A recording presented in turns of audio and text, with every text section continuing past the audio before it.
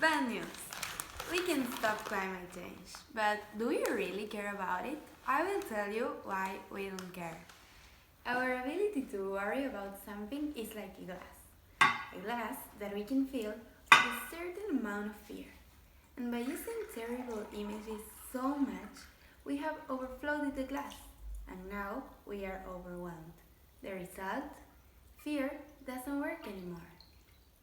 Our climate getting warmer causes terrible things.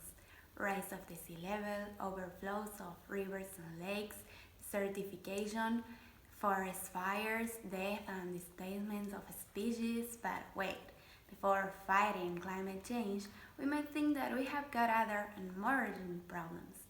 But what if I told you everything, every risk that threatens humanity is connected, and that climate change is one of the problems most connected to other problems? Everything is connected, and climate change will make worse everything we can think of. The full risk map is quite scary. Does it still make sense to think that we have got more urgent problems if we can almost pin everything on climate change?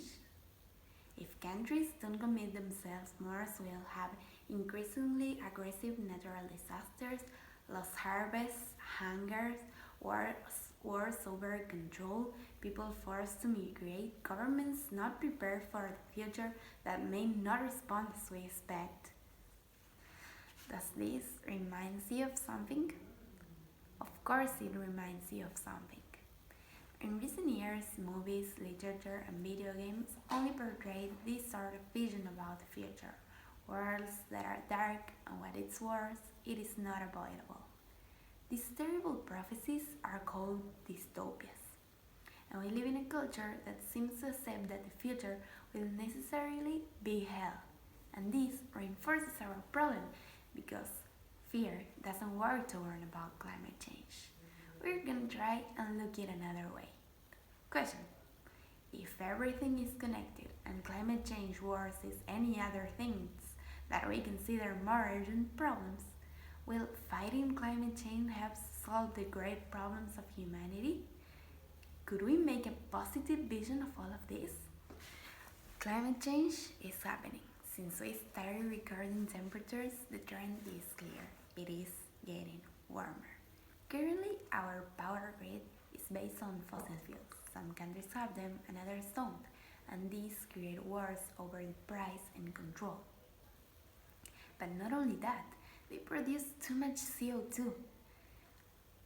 This makes climate change worse. So if we're gonna adapt, we'll have to switch them for renewable energies. What will happen? Less CO2, and we will reduce the risk of wars, because energy stops being dependent on a one key territory and can be produced almost anywhere. That's why some experts said that solar energy has a lot of potential in Africa, where there are no large power grids. Also, Africa has 7 of the 10 sunniest countries in the world.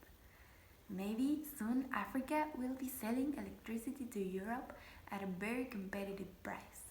We have fewer wars, cheaper energy, new opportunities for many countries. But this doesn't end here.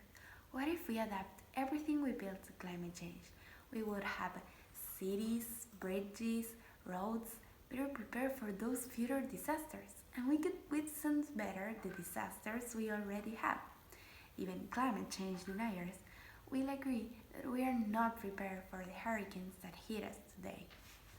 This vision of the future also includes climate change, but it is no longer a dystopia. It doesn't rely on fear.